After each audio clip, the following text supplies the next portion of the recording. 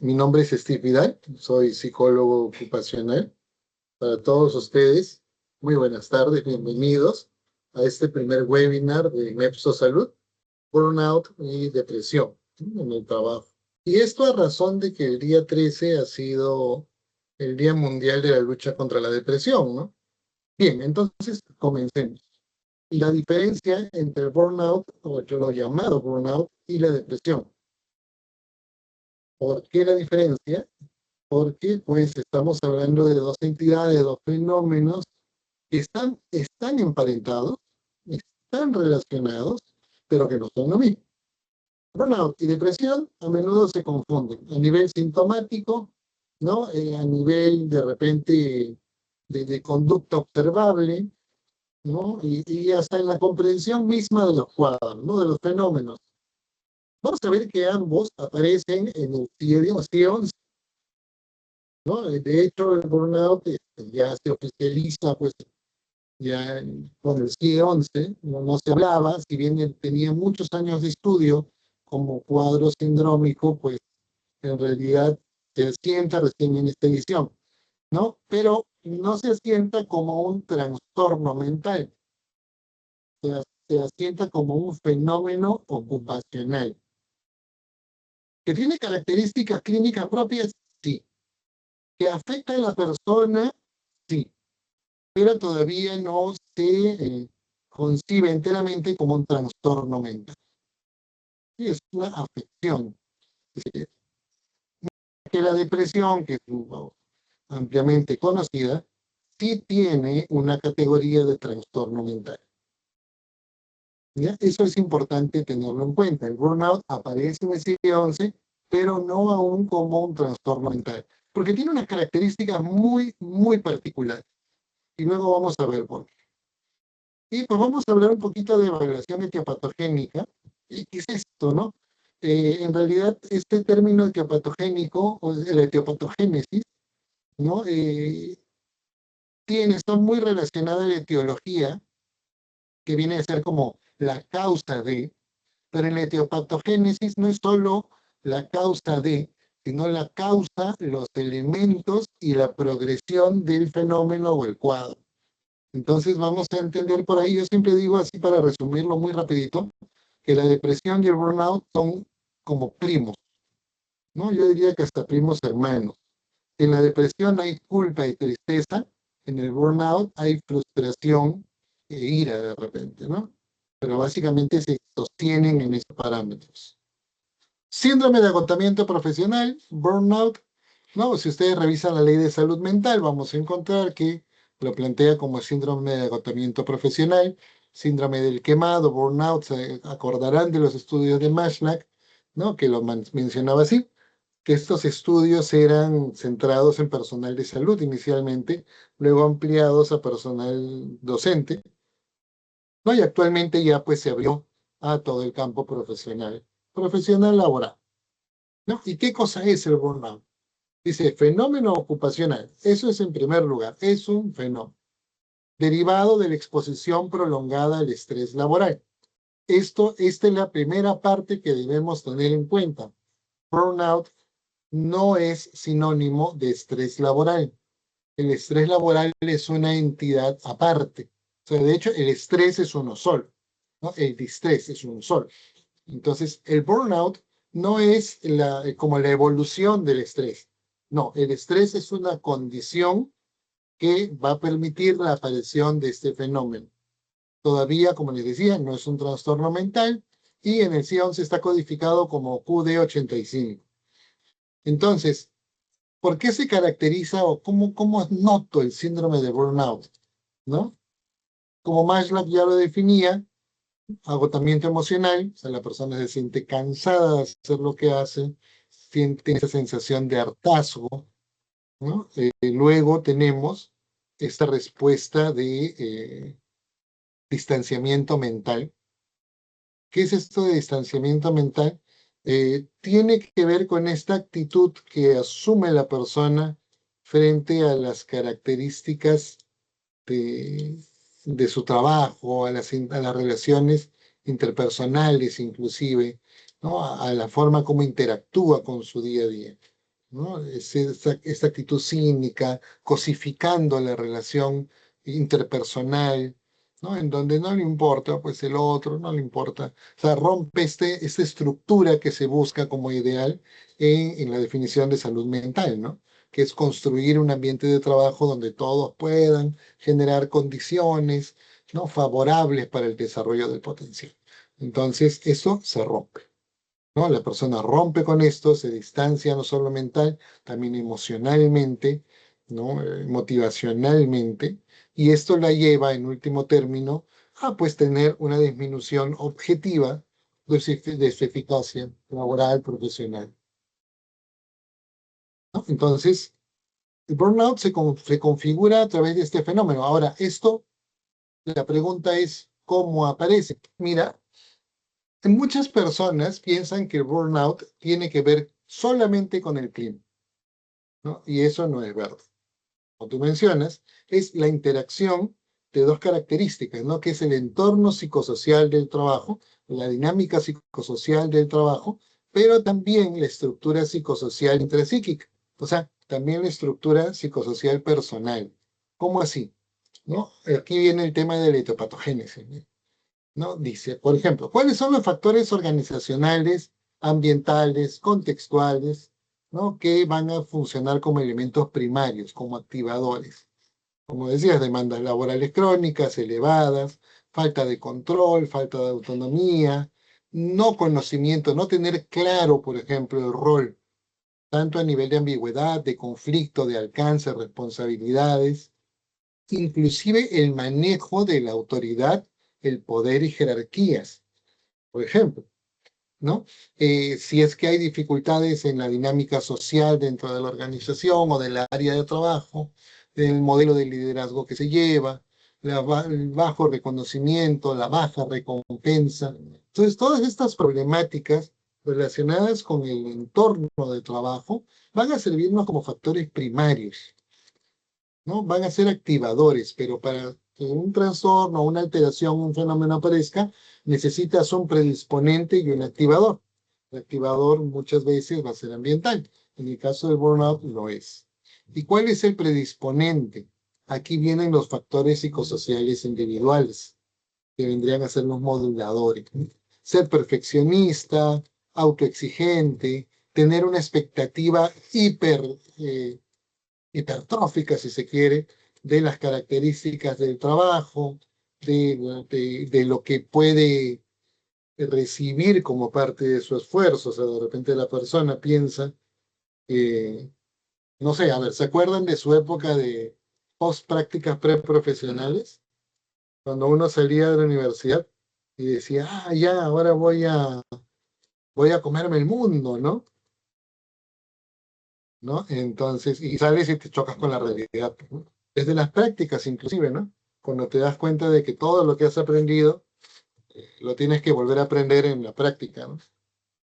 Entonces, un poquito, imagina eso entrar, pero que la persona mantenga esta idea, esta idiosincrasia, esta estructura, esta lectura, ¿no? Y entre un entorno de trabajo poco estimulante, de poco control, de mucha demanda y poco reconocimiento, ¿no?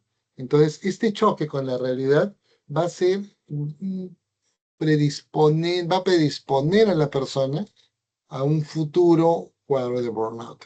¿Se puede rastrear desde allí? Sí, se puede rastrear, ¿no? Y dentro de estos elementos personales tiene que ver pues el estilo cognitivo, ¿no? Hay que decir, si nos guiamos un poquito por la teoría cognitivo-conductual, pues revisaremos el tema de qué distorsiones cognitivas suelen ser más frecuentes en la persona, si tiende a tener esta rumiación de pensamientos, ¿no? Sus respuestas de afronte y afrontamiento no son efectivas, ¿no? Entonces tenemos de plano, tenemos estos dos factores, primario y modulador, pero también tenemos un sustrato biológico o, si se quiere, psicobiológico, ¿no? Y ese sustrato psicobiológico tiene que ver, tiene que ver con el circuito del estrés.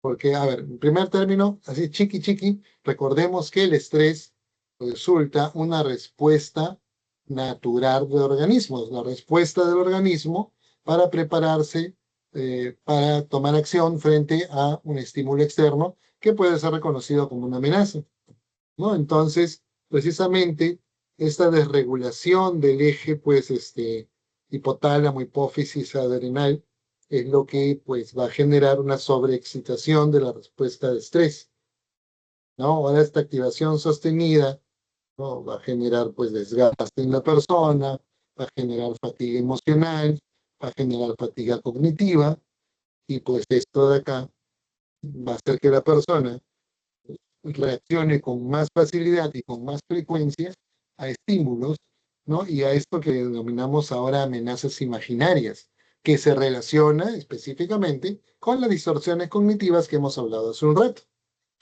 ¿no? Entonces, ese es un poquito la etiopatogénesis del burnout. ¿Cómo comienza el burnout? Lo hemos visto en la diapositiva anterior, ¿no? Está de acá. Primero con esta expresividad del agotamiento emocional, estas verbalizaciones, luego con esta actitud cínica. Miren, muchas personas cuando dicen tener burnout, lo que tienen es agotamiento emocional, o sea, están en la fase de agotamiento emocional, porque para el burnout tú necesitas que la persona ya demuestre una afectación en su sistema de relación social, ¿no? Y esto implica no solo el lenguaje verbal, el no verbal, el paralenguaje, ¿no? Y el metamensaje también. O sea, ya es una actitud cínica, eh, pasiva-agresiva, fría, ¿no? Entonces, ya vas a ver un cambio, una alteración en la esfera social, ¿no? Y también, pues, por último, ya una alteración en vamos a decir, como una crisis vocacional laboral. Eso es importante saber. El burnout es de inicio insidioso, no es abrupto. El burnout no es abrupto, o sea, no es que, uy, apareció. No, es insidioso. ¿Qué significa? Se va dando poco a poco. ¿Y es progresivo? Sí, va avanzando. Por eso les decía, ¿no? Muchas personas que verbalizan, no, estoy quemado, que esto, que el otro, por lo general se encuentran en esta primera fase de agotamiento emocional. ¿Qué pasa? ¿Por qué no lo percibimos a veces, no? ¿Por qué se normaliza? Esta primera fase de agotamiento emocional se suele normalizar. Partiendo del agotamiento, cuando comienza a avanzar, cuando se comienza a volver crítico, ya comienza a aparecer el tema, como te decía, ¿no? El cinismo, la falta de eficacia. Repitiendo, no es de inicio abrupto. A diferencia de la depresión, que la depresión sí puede tener, y con eso nos saltamos un poquito, sí puede tener un inicio abrupto o insidioso. ¿Qué es la depresión? Un trastorno del estado de ánimo. Obviamente que tiene manifestaciones clínicas y que altera el estado de funcionabilidad de la persona. Los criterios de normalidad que se utilizan en psicopatología, ya pues vemos que hay una afectación de 5 o 6 criterios, ¿no? 6 de 7, ¿no? Por ejemplo, 5 de 7. Entonces ya se comienza. Y a diferencia del burnout, en el burnout el área afectada es el área motivacional, vocacional, laboral, por decirlo de alguna manera. En la depresión afecta a todo. Una persona con depresión no es que solo se va a centrar específicamente en este rol, va a afectar todo su funcionamiento en todas las áreas, ¿no? Y pues obviamente este diagnóstico tiene que estar basado en criterios clínicos, ¿no? En criterios semiológicos y temporales también, que se encuentran ya estandarizados. A diferencia del burnout, ¿no? El burnout hay que hacer un estudio y vamos a determinar por qué tiene que ver mucho con el contexto. Aquí no, acá ya tenemos una semiología establecida con temporalidades, ¿no? Entonces, con indicadores bien marcados entre esos distintos niveles que se caracteriza, mira, en este caso la depresión, por una visión negativa de sí mismo, una visión negativa del mundo y una visión negativa del futuro. Ahora, ¿cómo comienza o cuál es la etiopatogénesis de la depresión? ¿No? También tenemos factores, mira, pero acá ya no hay factores estos contextuales del trabajo, aquí cambia un poquito el enfoque biopsicosocial. ¿Cuál es el factor biológico? Vulnerabilidad genética, ¿no? Un déficit en la producción de ciertos neurotransmisores, por ejemplo. Un factor psicológico, pues, estilos cognitivos, negativos, ¿no? Desadaptativos. Igual hay rumiación, hay indefensión aprendida, ¿no? Muchas personas que llegan a terapia, pues tienen este síndrome no de desesperanza aprendida, sino de desvalimiento. Sienten que ya no hay nada más que hacer, nadie los puede ayudar, ¿no? Y ahí, obviamente, como les decía, estos pueden ser elementos predisponentes, pero hay un detonante, muchas veces es social, ¿no? Eventos estresores, pérdidas, ¿no?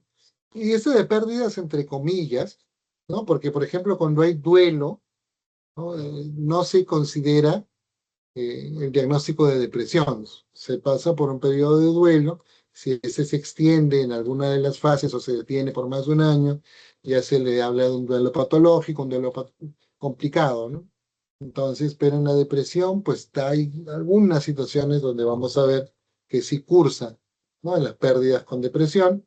Ahora, con pérdidas no solo nos referimos a duelo por muerte, sino por ruptura, ¿no? Por abandono, ¿no? Entonces, los conflictos, el estrés laboral severo, si queremos acercarlo al tema laboral, y los mecanismos, pues, neuropsicológicos que también están implícitos, ¿no? En la interacción entre biológico y psicológico, ¿no? Que es la disfunción de los circuitos frontolímbicos, ¿no? Las alteraciones igual en este eje, ¿no? En el HHA y los cambios en la neuroplasticidad también, ¿no? Precisamente por estas alteraciones frontolímbicas, ¿no? Y el sistema de hipófisis, ¿no? Y adrenal. Inicio insidioso, ¿no? Ahí el inicio es insidioso también. ¿Qué significa insidioso? Que poquito a poquito va avanzando, ¿no? Son, como dice, son síntomas progresivos, ¿no? El estrés acumulado también nos va a generar una respuesta de depresión, ¿no? Todo va a indicar cómo la persona procesa el contexto. Porque como te decía, ¿no? La depresión va hacia la culpa y la tristeza. Y el burnout va hacia la ira y la frustración. O sea, depende de cómo la persona procese el ambiente, puede ir hacia uno u otro. O un burnout se puede convertir en una tristeza, puede ser una comorbilidad. ¿No? ¿Puede haber una depresión secundaria? Sí, lo puede haber, ¿no? Hay, pues, en la depresión otros tipos de inicios abruptos. ¿Pueden hacer alguna de las causas laborales? Podría ser. De hecho, tal vez no sea el inicio por una cuestión laboral, ¿no? Si tú ves la etiología del cuadro depresivo, es un tema personal de pareja. Pero si el entorno, la dinámica psicosocial del trabajo es deficitaria, ¿no? Es patogénica, si se quiere, pues lo que va a hacer es sumar una carga más, un factor de riesgo más, y esto puede acelerar el proceso de aparición de síntomas depresivos, ¿no?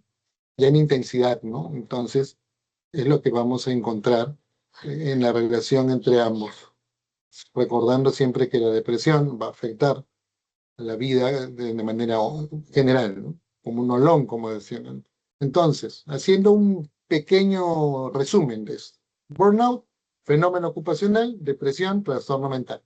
Etiopatogénesis, estrés crónico, ¿no? Factores psicosociales individuales, modulador. Depresión, biopsicosocial, ¿no? Estrés ambiental. Contexto de burnout, solo laboral, depresión generalizado. Inicio en ambos es insidioso, en la depresión puede ser abrupto. Curso progresivo, la depresión es episódica o recurrente. Eso es importante.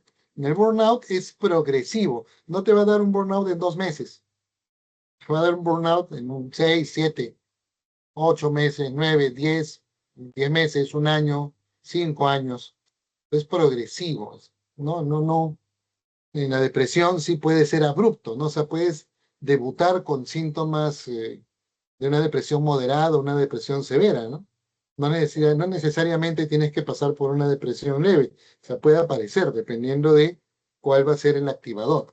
Eso hay que tenerlo en cuenta. En el burnout sí va a haber un tema de progresión. O sea, sí tiene que pasar así pasito por pasito, ¿no? Y bueno, el impacto es a nivel laboral y a nivel global, ¿no? En el curso cognitivo, de las funciones cognitivas, a ver, ¿qué tenemos? Atención, va a estar alterado, ¿no? En la atención, en el burnout, específicamente en el tema laboral. En la depresión, sí, ¿no? Inclusive baja la arousal, ¿no? La arousal baja, la concentración, el tiempo de respuesta baja, la memoria también se ve afectada en la depresión, en el burnout, solo en lo laboral, ¿no? En la rumiación, pues hay focalizado en factores amenazantes del trabajo, en el trabajo mismo, pero en la depresión es generalizada, ¿no? Entonces, en ambos, pues el juicio, el razonamiento se ve afectado, no de manera específica en el burnout, en depresión sí hay una disminución global, ¿no? Del juicio no hay una afectación a nivel de interpretación de la realidad, no afecta de manera estructural el proceso de análisis-síntesis, pero sí lo enlentece, ¿no? Recordemos que la diferencia entre el estrés y el estrés laboral es el elemento de amenaza, ¿no? En un estrés, el elemento de amenaza puede ser externo y puede activar una respuesta, ¿no? En función de las características eustrésica o distrésica. Pero en el laboral, el elemento de amenaza, que muchas veces no es un elemento fáctico, no es no es un elemento que exista, sino muchas veces responde a una amenaza imaginaria, pues tiene se mueve dentro de este contexto laboral. Pero bueno, ¿qué nos dice el burnout? 78% de trabajadores se sienten afectados, estresados o por burnout. Síntomas más frecuentes. 55% mencionan cansancio extremo o falta de energía. 33% expresan negativismo hacia el trabajo. Y 30% ambos. Cansancio y negativismo. Por ahí hubiera sido interesante que utilicen un poquito la estructura, ¿no? Teórica de Maslow, ¿no? Para ver si es que había este cansancio emocional, ¿no? O este negativismo, ¿cómo es este negativismo, ¿no? Pero es, ¿no? Lo que nos ofrece, el 60% de los trabajadores, bueno, hay un tema de horas extra, lo que está relacionado a un factor psicosocial, no es a todos los demás, ¿no? Y el 9% de empresas, sí es interesante, miren, solo el 9% de empresas peruanas implementa acciones concretas sobre el burnout. El 91% no tiene estrategias activas de prevención. Eso sí es interesante. O sea, está todo interesante, ¿no? Pero lo más interesante es que tengamos este dato del 2025 solamente por Boomerang. Porque si buscamos en otras entidades estatales, Mintra, Minsa, Sensopas, no vamos. Por ahí Sensopas sacó una tabla situacional con la prueba psicosocial que tiene, ¿no? Que lamentablemente no tenemos baremos o calificación para esos elementos en Sensopas, pero ellos recopilan información también, ¿no? Es información interesante. Mientras que la depresión, sí, pues Minsa nos ofrece, miren, yo he centrado aquí lo del año 2024, porque lo del 2025 se encuentra todavía en resultados preliminares, está en procesamiento, ¿no? Entonces, pero nos puede dar un alcance el año 2024. Si bien no trabajan o no distinguen específicamente un rubro de depresión por causa ocupacional o por causa laboral, sí vamos a hablar de depresión en general, ¿no? ¿Por qué? Porque podríamos tener dentro de nuestra aprobación laboral personas que estén presentando signos y síntomas depresivos. En el año 2024 nos menciona que hay 256.563 casos de depresión registrados a nivel nacional. Registrados. No, de estos casos, el 75% son mujeres y el 24% son varones. Interesante, ¿no? Aquí habría que ver si en realidad la diferencia entre estos porcentajes resulta de un factor de género, de rol biológico, o por un tema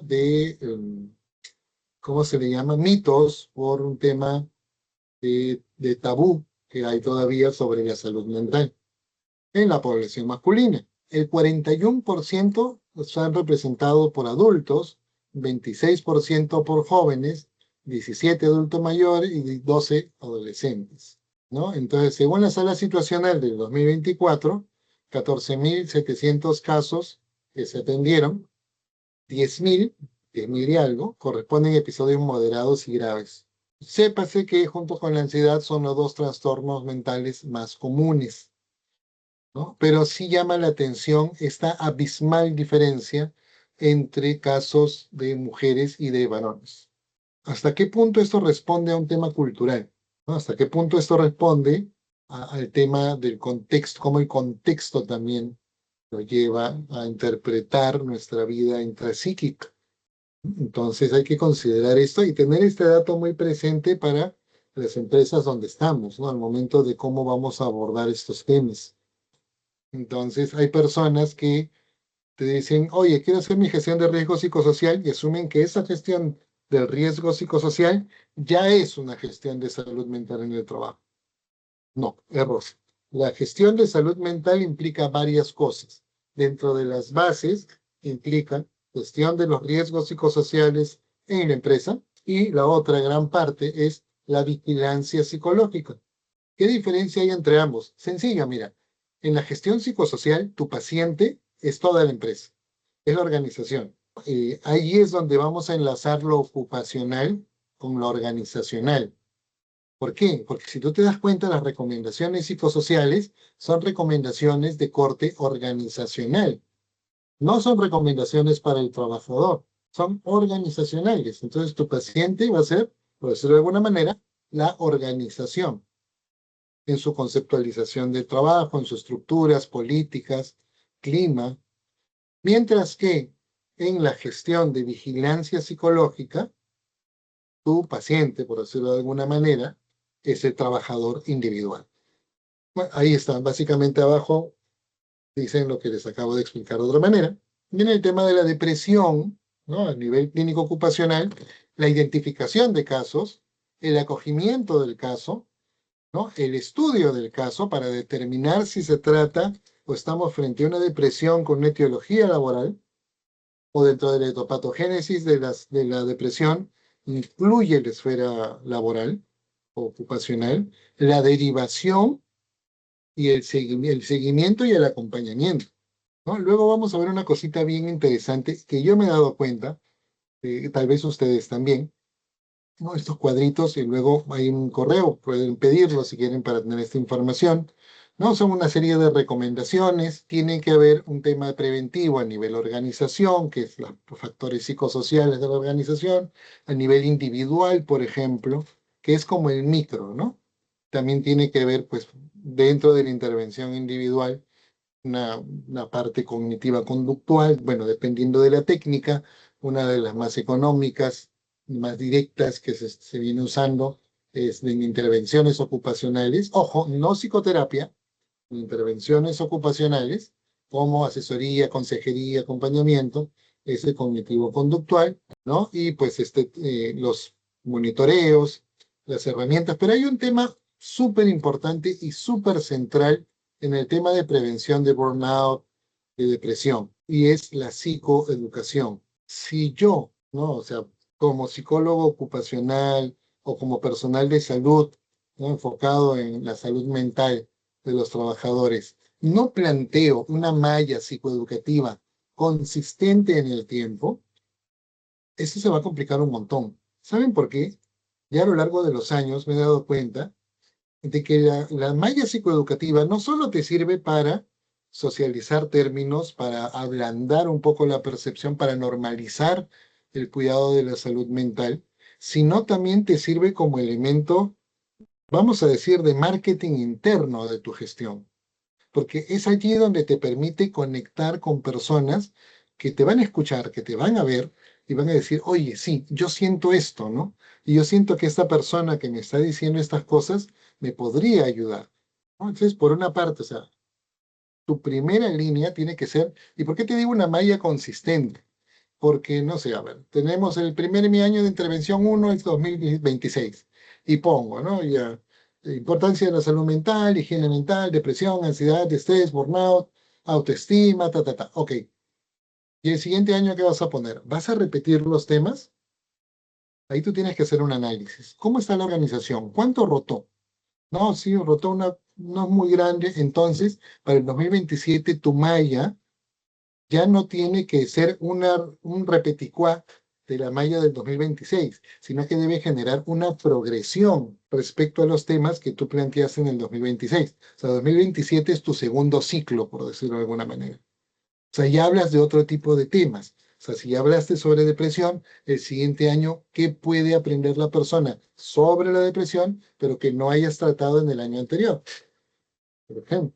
Y puedes tener tus otros recursos gráficos también para hacer un refresh de los temas que planteaste antes y para captar la atención del personal nuevo que de repente el año pasado no estuvo. Entonces, tienes que generar esta idea de malla en función de esto, de que la persona cada vez aprenda más de, ¿no? Y esto lo puedes sacar a trabajar a través del área de salud, del área de bienestar del trabajador. También es importante sensibilizar a los líderes, a la supervisión sobre el tratamiento de este tipo de situaciones, la identificación, que conozcan cuál es la dinámica y cómo pueden aportar. También ver canales de ayuda que tú tengas, ¿no? De repente hay empresas que utilizan los seguros, por ejemplo, ahora están dando de beneficio estas líneas de ayuda, que no me parece mal, me parecen bien, pero el tema es que no es solo entregar el beneficio y decir, ah, mira, puedes hablar con el psicólogo gratis. No, o sea, es importante, claro, para la persona, pero lo central de un servicio de asesoría psicológica es el seguimiento y es la gestión de la vigilancia. Una persona puede llamarte a inicio del 2025 por un tema subclínico, pero en octubre del 2025 mismo ya te llama por un tema clínico. Entonces, hacer esto, revisar esta progresión de repente, revisar si es que se están dando casos, ¿no? Tener un, una mente guía para sacar la información psicosocial de todo esto, porque sí, la asesoría psicológica también te brinda datos sobre la dinámica psicosocial de la organización, datos que tú puedes aprovechar. Pero si lo dejamos todo en una línea de ayuda que nos va a dar tal vez tantos atendidos, tantas atenciones, ¿no? Por ahí si están de buen humor y tú les pides, te pueden dar por tipo de atención. Sí, no está mal, no está mal de una manera general, se necesita cada vez más espacios de escucha, pero como te digo, desde mi perspectiva, desde mi experiencia, es mucho más valioso considerar esta gestión de vigilancia de salud médica, ¿no? Tú ves si en interrelación con estas ayudas que te dan las clínicas de CPS o pues de manera interna. Otra cosa que puedes considerar también, que es bien importante, es el protocolo de retorno, ¿no? De trabajadores que han tenido descansos médicos prolongados, sobre todo de pacientes, perdón, de trabajadores que hayan tenido accidentes eh, significativos, ¿no? Que impliquen pérdida de una extremidad o de una función, ¿no? Que hayan sido pues de alto potencial, ¿no? El tema de tenerlos mapeados por el famoso periodo ventana del estrés postraumático, ¿no? El tema no está solo a la semana siguiente, ¿no? El tema está de 3 a 6 meses luego, ¿no? Que tú tienes que ir también tienes que ir haciendo intervenciones, tienes que prestar atención, ¿no? Y tenerlo mapeado. Y bueno, externamente tenemos las líneas de apoyo, la línea 113, la opción 5 del MINSA, que te brinda ayuda psicológica gratuita.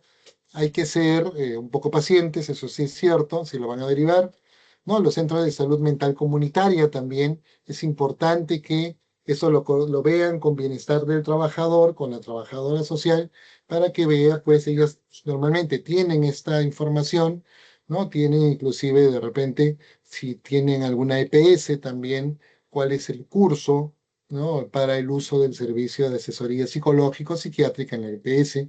Si tú llevas la gestión psicosocial, también debes tener esto. Te recomiendo tener dentro de tu red de contactos médicos psiquiatras, ¿no? Sobre todo médicos psiquiatras que tengan esta orientación interdisciplinaria, pues, para el enfoque de los casos, ¿no? Inter y multidisciplinaria, para el enfoque de los casos. Porque hay un dato acá. Esto quiere decir que si yo detecto un caso de depresión y hago mi intervención y hago la derivación psiquiátrica y le piden psicoterapia clínica, externa. Yo ya no lo atiendo, no, también, porque la psicoterapia, desde el ámbito clínico, va a trabajar por los factores, ¿no?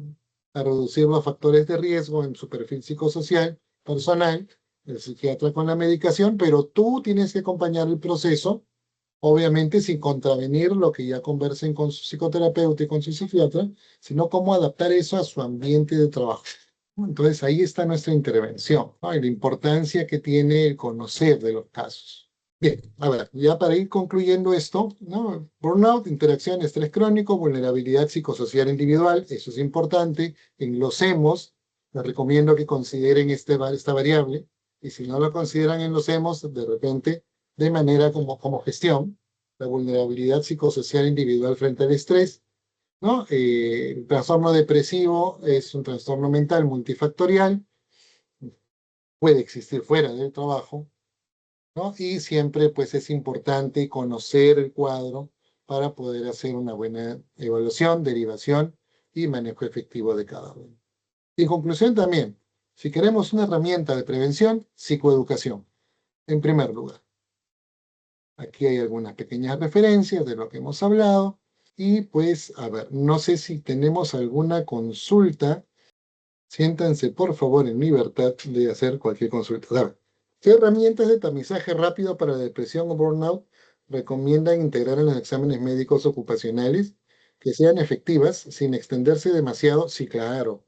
Recomendación, que de hecho en MEPSO las tenemos ya implementadas. Por ejemplo, nosotros, después de varios años de uso o de esta conceptualización, una de las herramientas que mejor nos funciona es el DAS-21.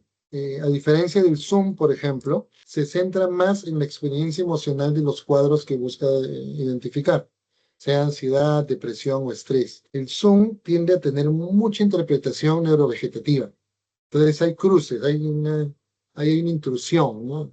Personas embarazadas, mujeres embarazadas en un Zoom salen ansiosas, por ejemplo, sin estarlo, pero es por la respuesta neurovegetativa en la que se centra el Zoom. El DAS es un poco más sensible. Si quieres un tamizaje de estado de salud mental, yo te recomiendo que utilices primero, de manera escalonada en tu gestión de repente, o en el EMO, el SRQ-18, que es una herramienta que el mismo Ministerio de Trabajo nos planteó, ¿se acuerdan? En la gestión de COVID, ¿no? Entonces nos plantearon el SRQ-18, que no te va a dar un diagnóstico o una precisión diagnóstica, sino te va a indicar un caso, si estás frente a un caso probable o no, ¿no? Entonces, de acuerdo a la acumulación, es una escala súper corta, es dicotómica, si no, pero te va a indicar si hay un caso probable o no lo hay, ¿ya? Luego, vamos a encontrar, a ver, el SRQ-18, el DAS-21. Para el burnout puedes utilizar la escala actualizada de Maslach, ¿no? Hasta ahora hay una escala nueva de Maslach. Eh, puedes utilizar inicialmente, si quieres, también la variable de cansancio emocional, ¿no? De la misma prueba, si quieres algo muy cortito. En MEPSO utilizamos el Maslach, ¿no? Con las tres variables también. Es importante que ustedes, si son psicólogos o si son médicos, participen en conjunto médico-psicólogo para que puedan plantear esto. ¿Por qué? Ponerlo dentro del EMO les facilita muchísimo el tema de no tener que hacer un monitoreo externo, ¿no? Porque si no lo hacen en el EMO, es externo. Si tú haces un monitoreo externo de salud mental, por la ley de salud mental, te dice que no puedes obligar al trabajador, que tiene que ser un tema consensuado. El trabajador tiene que brindarte su autorización. Entonces, puede que sí lo puedas hacer de esa manera si tienes una organización ya bien sensibilizada, pero también puede haber que no recopiles si estás comenzando y la gente no quiere. Entonces, si estás comenzando, yo te recomiendo que lo incluyas primero en el email, porque ahí sí puedes recabar información. A ver, Luigi Sarmiento nos dice, ¿es adecuado generar un registro del ingreso de personal? Sí, yo les recomendaría que lo hagan. No, de preferencia, si tienen la oportunidad, eh, háganlo. Yo cuando estaba en el sector minero, recuerdo, ¿no? En mi primera experiencia, de hecho, ya por el 2009, implementando gestión de salud mental en el trabajo, una de las cosas claves que hacía era yo entrevistaba a las personas que pasaban inducción, ¿no? Después de su inducción de seguridad, pasaba cada uno una pequeña mini entrevista, ¿no? Y una pregunta clave era, ¿por qué estás aquí? Tengan en cuenta que en esa mina, en ese tiempo, en la unidad no había señal de teléfono, ¿no? Y tampoco había internet. Entonces era una situación pues psicosocial bien demandante, ¿no? Emocionalmente también demandante. Entonces yo hacía esta pregunta, ¿no? Y codificaba esta pregunta, ¿por qué estás aquí? ¿No? ¿Por qué decides estar en ese tiempo, era 2010, en un lugar sin teléfono, sin internet, sin televisor, porque no entraba casi televisor, venir a trabajar a una altura de 4.800, 3.200, lejos de tu familia? ¿Por qué? ¿No? Y las personas tenían pues múltiples motivos, como ustedes podrán imaginar, pero había un grupo muy curioso que decía, no, yo vengo por la plata. Y era curioso que este grupo no solía durar más de un año. O sea, llegaban a la utilidad y ahí se iban, ¿no? Entonces un poquito el comentario en broma era, tienes plata, pero no tienes tiempo para disfrutarlo. Sí, nos servía para identificar bastante. De hecho, identificamos varios casos subclínicos, ¿no? Felizmente, hicimos la intervención y pues llegaron a un buen puerto, ¿no? Pero sí es importante tener este registro. ¿Qué medidas podemos monitorear desde el inicio del año? Haz un monitoreo, si quieres hacer un monitoreo, dependiendo de cómo esté tu plan anual, cuando haces tu monitoreo psicosocial. Si vas a hacer mediciones, yo te recomendaría que, mira, si no está dentro del EMO, ¿cuáles son los que tienes que tener sí o sí? Tienes que tener sí o sí tu monitoreo psicosocial, tienes que tener tu monitoreo de burnout, ¿no? Y de alguno de salud mental, ¿no? Si es el DAS por lo menos, bacán. Entonces, si no tienes alguno de estos, o sea, burnout del otro, vas a tener que hacerlo durante el año, porque la norma te lo pide. Pero si de repente tienes cubierto eso y tú quieres hacer algún monitoreo, ¿no? Puedes hacer temas como, por ejemplo, estado mental con el SRQ-18. Yo te recomendaría que cuando hagas estos monitoreos los hagas en capacitación, o sea, como una parte de la dinámica de capacitación, como una herramienta de autoevaluación. Y luego con el consentimiento informado que te permitan quedarte con la información ya para que la manejes a nivel tabla, ¿no? Es un mini tip, porque si no se va a complicar bastante, ¿no? Entonces es una capacitación de salud mental, la importancia de la salud mental o higiene mental, y le dices, ¿quieren saber cómo están? Y puedes aplicar este SRQ, los 18 primeros 18, 19 primeros ítems, porque los otros ya son de psicosis, hasta el ítem de obsesivo compulsivo, porque el otro es psicosis, consumo de droga, consumo de alcohol, que lo puedes generar por otro programa, ¿no?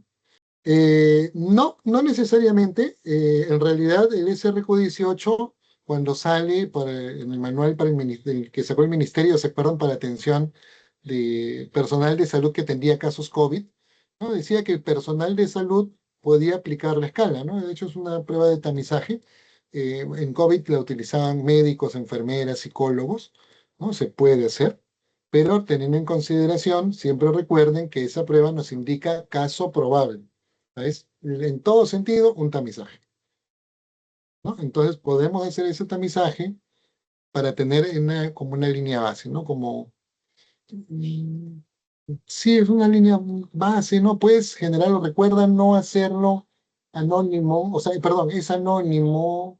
Por ahí que con el consentimiento informado puedes cruzar la información, pero pones un ítem si deseas ser contactado también, ¿no? No, no, no. Hay una pregunta interesante de Tiffany, ¿no? Si en un examen de ingreso preocupacional detecta un caso de depresión, ¿qué se debe hacer? ¿Se le declara no apto o hay una forma de manejarlo sin que el trabajador pierda la oportunidad? Ya. Hay dos respuestas acá. Una respuesta como médico, como psicólogo evaluador en clínica y como psicólogo gestor de salud mental, ¿no? En una empresa. En ambos casos, si tú ves un cuadro depresivo, ¿no? Obviamente tienes que, en un examen psicológico, ocupacional, preocupacional, no tienes mucho tiempo para profundizar, ¿no? Tienes que ver si es que hay sintomatología activa y un poco, pues, deducir esta sintomatología con ayuda de tus herramientas psicométricas, en qué nivel de depresión se encuentra, ¿no? O sea, si tú ves que esto ya escala un tema de depresión moderada para arriba, definitivamente la derivación a médico psiquiatra es innecesaria. Inclusive médico ocupacional en la clínica en MEPSO, los chicos saben, ven un contenido, un cuadro, un caso de depresión, ¿no? Y está florido, está activo, entonces tiene que haber no un no apto, sino un apto con restricción. Y la restricción representa el acudir a un médico psiquiatra para que haga el diagnóstico nosológico y si hay una necesidad de medicación, una medicación. Luego de eso, recién se hace el análisis ocupacional, psicológico ocupacional, entre el tipo de trabajo, el hiper del puesto, ¿no? Las demandas psicosociales del puesto y el estado de la persona. Porque recuerden, una psicopatología no es equivalente a una discapacidad psicosocial. O sea, un cuadro depresivo bien tratado no representa una discapacidad psicosocial. Eso es súper importante y es una muy buena pregunta, ¿no? Así como la depresión, muchos otros cuadros, ¿no? Una esquizofrenia, por ejemplo, bien tratada, bien controlada, ¿no? Con todo el tratamiento, tanto por médico psiquiatra como por el psicólogo, pues no representa una discapacidad psicosocial en un mínimo, ¿no? Pero una ansiedad o una depresión no tratadas, no controladas, sí puede representar o convertirse luego en una discapacidad psicosocial. Todo está en función de la detección, el tratamiento y el seguimiento que se le dé. Entonces, un registro, qué medidas podemos monitorear, qué especialista puede aplicar el test y lo que preguntaron esta última que está muy buena. A ver, Luigi tiene otra pregunta. Igual, si desean más información, pueden ¿no? enviar su requerimiento a marketing@mepso, como está en la PPT. A mí me encuentran en LinkedIn como Steve Vidal. ¿No? Si quieren ahí por hacer red de contactos, ahí estoy. ¿No? Que a ver, ¿qué pasa si un trabajador tiene problemas para realizar un seguimiento de medicación? No tiene dinero. Ok, esto tenemos que hacerlo desde un inicio, ¿no? Tenemos que sentarnos con la trabajadora social y preguntar, ¿no? ¿Cuáles son los recursos de salud? ¿No se acuerdan esta parte en el artículo de la ley de salud mental donde habla sobre dice accesos a servicios de salud? ¿Se acuerdan dentro de los programas preventivos? Ya, eso precisamente. Preguntarle, a ver, ¿qué tenemos? ¿Tenemos convenio con EPS? ¿Tenemos convenio con alguna? Hay empresas que se dedican a brindar el servicio de gestión de salud mental, por ejemplo. ¿No? Y tienen todo este equipo, ¿no? Psicólogos, tienen con psiquiatras, ¿no? Entonces, y hacen toda la red de ellos, ¿no? Entonces, pero ¿qué pasa si la persona no tiene, si la persona no tiene esta posibilidad? En primer término, que la norma nos pide que todo trabajador tenga cobertura de salud, bien sea por el EPS, ¿no? Bien sea por salud o bien sea por la cobertura de el SIS o Hospital de la Solidaridad, si es que no hay, ¿no? Allí sí nuestro trabajo tiene que ver con un tema de ayudar con la información, a transmitir la información, trabajar de la mano con la trabajadora social, ¿no? Recuerdo mucho en el Baldizán, por ejemplo, existía Aproval, ¿no? Que es una asociación precisamente para ayudar a este tipo de casos, Willy, ¿no? Sería importante tener ese tipo de datos, ¿no? Dónde vive la persona, no sé, plantear algunas empresas, va a depender mucho de la organización. Hay algunas empresas que apoyan en alguno de estos soportes con el trabajador, pero sí es importante buscarlo, ¿no? En el Estado, tratar de buscar que no hay recursos, el recurso estatal, ¿no? Conozco, tengo colegas, amigos, colegas, y amigas, colegas que trabajan en la hospitalidad de la solidaridad, son son psicoterapeutas pro. Yo derivo muchas veces a muchos de ellos a estos hospitales, por ejemplo, hay centros de salud municipales también que tienen servicio de psicología. Y es muy importante que ustedes hagan seguimiento cuando hacen una derivación externa, porque como ustedes saben, los que son psicólogos o psicólogas, mucho tiene que ver el match que haga la persona con el psicólogo, lo que le llamamos pues este rapport, ¿no? Para el tratamiento. A veces no enganchan, ¿no?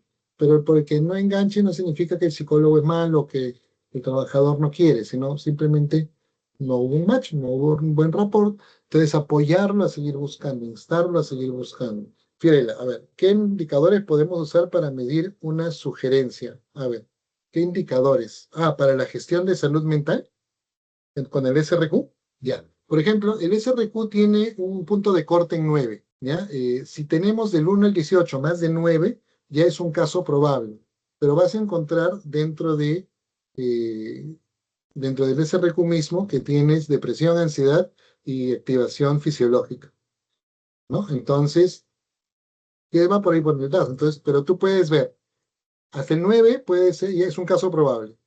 Yo tenía esto de que hasta el 5, por ejemplo, podía haber un malestar subjetivo, ¿no? Y tú puedes buscar en internet, busca en internet cuando el SRQ-18, busca el manual y te vas a dar cuenta que tiene preguntas. No tengo ahorita en la mente el orden, pero tiene de tal a tal pregunta depresión, de tal a tal pregunta ansiedad, de tal a tal pregunta respuesta fisiológica o neurovegetativa y una pregunta sobre trastorno obsesivo compulsivo. Entonces puedes utilizar esto como indicador, como un indicador macro de malestar psicológico, ¿no? De caso probable, ¿no? Un estado intermedio que es malestar subjetivo hasta el 5, pero también lo puedes hacer por variables, ¿no? Pero sí se puede descomponer. Si no, en todo caso, como les digo, me pueden buscar por LinkedIn, los acepto y ahí también les puedo pasar. Tengo el artículo por ahí, porque ya lo he aplicado de esta manera y es bien interesante. Luigi dice, ¿hay forma de que la organización se involucre? Sí, habría que ver un poco, ¿no? Con la medicación no creo, pero con el apoyo, de repente con algunas subvenciones, sí puede ser, hay que plantear. Depende de cómo se le venda, ¿no? A la empresa. Porque en realidad, vamos, o sea, ahí en el 2009 me acuerdo mucho, y me acuerdo mucho del doctor Pepe Recoba, ¿no? No el pediatra, sino en Arequipa, ¿no? Es médico ocupacional, ¿no? Y, y conversábamos bastante y él me contaba cómo estaba la medicina ocupacional en el 2009, ¿no? Que es tal vez muy parecido a como los psicólogos lo estamos sintiendo en estos años, ¿no? Entonces, él siempre me decía, ¿no? Es difícil porque la empresa va a ver la salud de la gente como un gasto, no como una inversión. Así que tenemos que volvernos marqueteros, me decía, ¿no? Tenemos que enseñarles que esto es una inversión, que no es un gasto. Y lo mismo les planteo yo, ¿no? En el caso de la pregunta del Luigi, ¿no? Que me parece súper válida. Hay que marketearlo bien, hay que marketearlo, porque al final esto no es un gasto, eso es una inversión, ¿no? Y hay múltiples formas como ustedes pueden demostrárselo a la organización desde la seguridad basada en el comportamiento que cursa por el tema de, o sea, miren, hasta ahí llegamos, hasta ahí llegan, ¿no? El lindero de la salud ocupacional llega hasta el análisis conductual de la seguridad, ¿no? Porque claro, o sea, recuerda, la depresión, el arousal baja. Si el arousal baja, el tiempo de respuesta se amplía. Si el tiempo de respuesta se amplía en una persona que maneja maquinaria en movimiento, piezas en movimiento, pues es un riesgo, ¿no?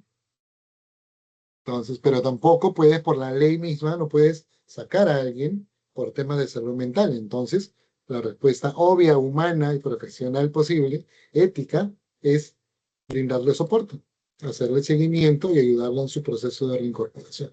Bien, creo que nos hemos extendido un poquitín, pero creo que ha sido un webinar bastante, espero que haya sido bastante provechoso para ustedes, ¿no? No sé si hay algo que quedó en el aire, espero que no. Entonces, bien, quería decirles que pues les agradecemos en realidad muchísimo por habernos acompañado, ¿no? En este primer webinar del año. Pueden seguir como decía hace un momento al inicio, nos decía Tiffany, pueden seguir a Mepso en LinkedIn, ¿no? Yo estoy en LinkedIn como Steve Vidal Saavedra también, ¿no? Pueden seguir, bueno, en primer lugar a Mepso, a mí me hacen el contacto, ¿no? ¿No? Ahí van a enterarse de más actividades durante el año. Gracias, Tito. ¿No? Pueden enterarse de muchas más actividades, pueden pedir al correo, pueden solicitar estas diapositivas también, ¿no? Y mucha otra información que tenemos. Si ustedes son clientes de Mepso, ya saben, pueden estar en contacto constante para revisar estos temas de salud mental con el área con su asesor comercial para revisar perfiles, ¿no? Y pues muchísimas gracias, que tengan un lindo año, muy buenos planes de salud mental, que tengan un buen monitoreo psicosocial y conmigo será hasta una próxima oportunidad. Muchas gracias.